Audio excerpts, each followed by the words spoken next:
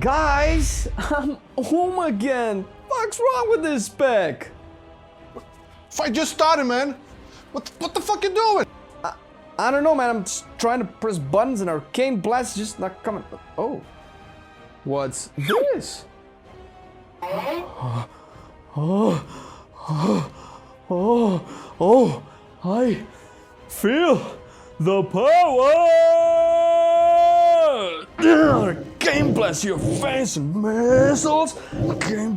I guess that's all you need to play Arcane Mage? Now really, man, you filthy fire casual. You also need talents and rotation and legendaries and covenants and more. More what, man? You always say more. More what? More power!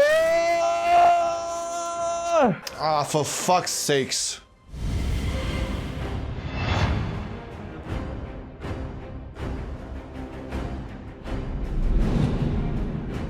Okay, let's get real. You think we don't know that 70% of you watching us are not subscribed? Ha! Blast it! We're slacking, Just as much as you want to see the best talents, we want to see you subscribe to the channel and click the bell, enabling all notifications so you can benefit from these glorious guides we're working on. You can pause the video now and do it. We'll wait. It's fine.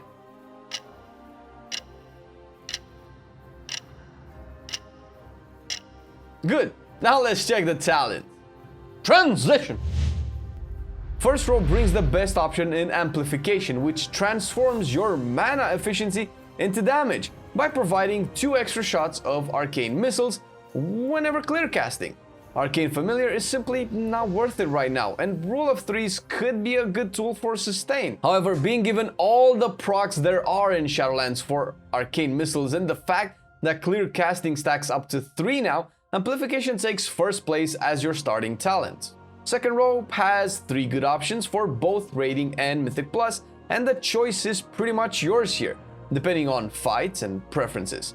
Shimmer is a great upgrade to Blink, as it enables you to get out of a tight spot and then get back in if needed. Could even help you get further away with the 2 charges or reposition while casting without losing your DPS, which is a pretty major tool. Master of Time has a similar effect as it resets your Blink's cooldown when using it. You don't necessarily need to wait for Alter Time to fade, as you can just cancel it to get Blink back. It is a bit more complicated than Shimmer, but it also adds a defensive component and you get to choose which one you want to use it for. Slipstream is only good for arcane missiles when clear casting, and since in Shadowlands you can get up to 3 stacks of clear casting, this talent can be pretty great in fights with a lot of micro movement. Your choice. Improvise, adapt, overcome. Next row is a no-brainer, pretty much, as Rune of Power performs the best for any type of content. It plays an essential role in the Arcane Mage's burst, as it syncs its cooldown with Touch of the Magi perfectly. And it also empowers arcane power without any other button presses. Yeah, quality of life. Next, we can sum it up as Arcane Echo for 1 to 2 targets, where you simply switch to spamming arcane missiles on your Touch of the Magi target, as each hit will detonate a separate explosion. For more than 2 targets or Mythic Plus, just go with Resonance for the damage increase on your Arcane Barrage. Nether Tempest is technically better than Echo on 1 target. However, the added complexity that it brings in order to use it and add it in your rotation of the burn phase is really not worth such a small DPS increase. Tier 5 has a pretty negligible impact in PvE. However, it is recommended to go with Chrono Shift for raiding content and any of the other 2, Ice Ward or Ring of Frost for mythics or open world crowd control. Feel free to substitute each, according to your personal preference of course. Next up we have the AoE tier, and the winner is Arcane Orb! Haha! Why? Well, not only it deals good damage to single targets, but it enables some great AoE bursts in combination with Arcane Barrage and the Arcane Bombardment Legendary, which we're gonna talk about in a bit. For sustained AoE damage, Reverberate is going to be top. However, those situations are very rare, and its only use is when you need to cast Arcane Explosion. Supernova deals too little damage and it's mainly used for CC, so we're gonna stick to the champ, Arcane Orb. Lastly, the Sims are showing a very balanced DPS increase among the last tier talents. This being said, Overpowered manages to take the lead as it provides longer and much stronger burn phases, which are the bread and butter of an Arcane Mage. Time Anomaly has its perks, but its random nature makes it underperform, while Enlightened, even though it's also pretty good, it tends to limit our burn phase damage. All you care about is having complete control over when you're using your bursts and maximizing your DPS, reason for Overpowered being the talent of choice here.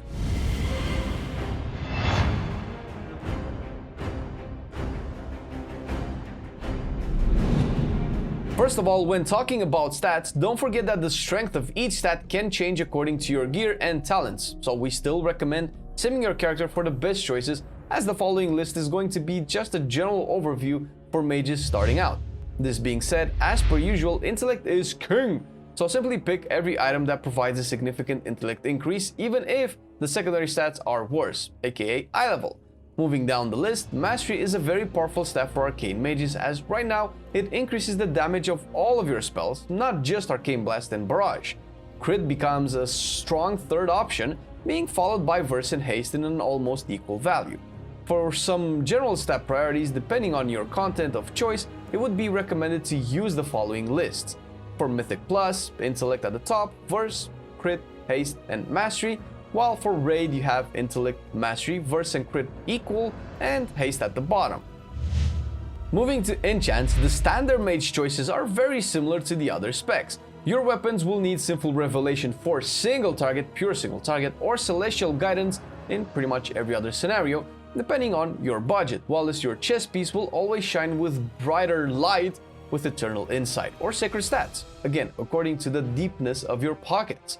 On your bracers, you will want Eternal Intellect for the king intellect, the king. And your cloak can pretty much have anything, but we'd go with Fortified Avoidance just in case, because of that constant AoE damage you get from raids and dungeons that you can mitigate with about 2 to 3% damage reduction overall just from the cloak. As mentioned before, Mastery is mainly the best secondary stat overall for an Arcane Mage, so the Tenet of Mastery for your rings and the Masterful Jewel Cluster for your gem choice will be the best options.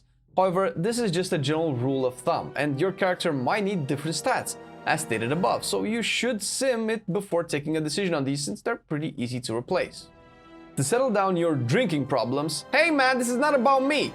We recommend the Spectral Flask of Power, which is the only DPS option, while the very best potion will be the Potion of Spectral Intellect for obvious reasons. And lastly, but not least, Shadow Core Oil, as for any DPS class right now, will go on your weapon. Hungry? Always, right? Feast of Gluttonous Hedonism remains the top choice right now for everybody. And for Arcane Mages, we would second that with the Iridescent Ravioli for a juicy Mastery increase. Now that we're full, let's see what the Covenants bring us.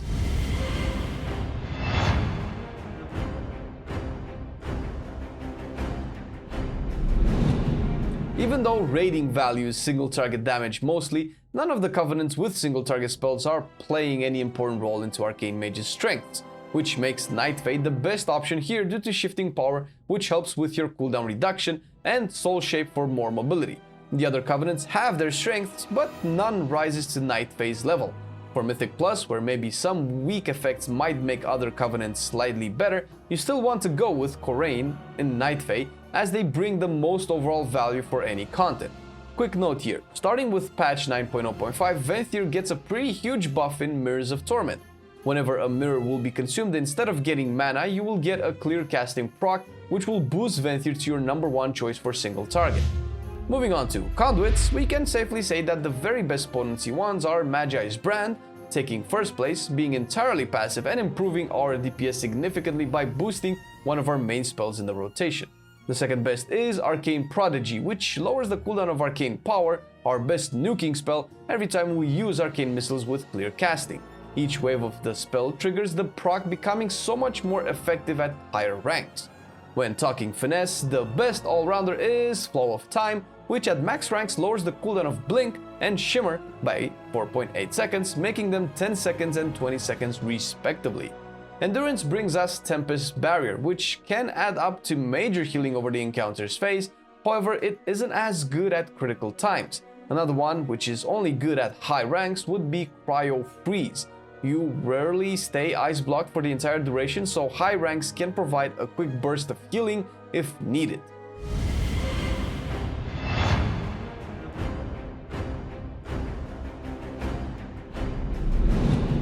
When talking about bling bling, the best drops from raiding are Dreadfire Vessel and Kabbalist Hymnal for the big intellect increase and great effects, making you quite the beast.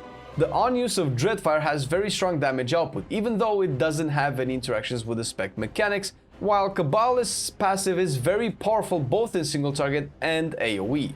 Beside these two, Blood Mallet sims are showing that the best performing trinkets would be Imperial Ordnance, which enables a double on-use setup even though the cooldown doesn't align with Arcane Power, and Inscrutable Quantum Device, which provides a good chunk of intellect with a very strong on-use for mostly every class, if you get the right proc, of course. Enough about epics, we have two best legendaries, the first being Temporal Warp, used for raiding. This is awesome if you really need the burst damage boost, as its buff lets you stack with other time warp effects. However, it forces you to save the spell only for your own use, and if there's nobody else in the group who can provide the buff, then this legendary becomes absolutely useless. The second Lego, which is mainly used for Mythic Plus, is Arcane Bombardment. When your bosses get in execute range, this becomes an absolute monster of a legendary, as it hits like a truck. It's decent in single target and a true killing machine in AoE. Bottom line, if you're focused on mythics, craft Arcane Bombardment first thing. If you prefer raiding, then go with Temporal Warp for max DPS boost.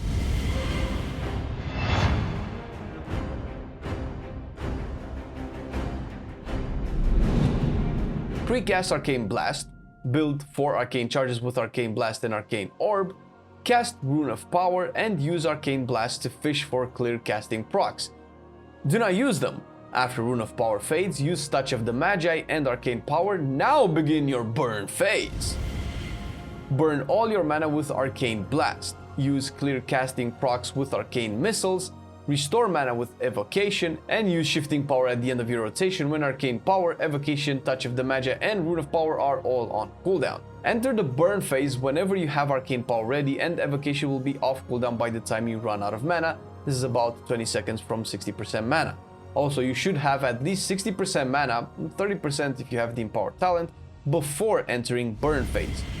The priority for the burn phase is as follows: Arcane Barrage if you're at 4 Arcane charges and Touch of the Magi is ready, Arcane Orb if at 3 or less Arcane charges, Rune of Power if Arcane Power is not active and on cooldown, Touch of the Magi, Arcane Power, Presence of Mind at the end of Touch of the Magi, Arcane Barrage if it will hit at least 3 targets and you have 4 Arcane charges, Arcane Explosion if there are more than 3 targets, Arcane Missiles if you have clear casting procs or if you have Arcane Echo talented, Arcane Blast as a filler, and Shifting Power at the end. After your burn phase is over, meaning you're at 0% mana or close to, use Evocation to return to 100% and enter Conserve phase. Continue burning your mana until 60%, 80% with the Enlighten talent, and then switch to dropping Arcane charges with Arcane Barrage at 4 stacks. Only use Barrage at less than 4 charges if you risk going too low on mana for the next burn phase. The priority for Conserve phase is very similar to the burn phase one, just more mana efficient.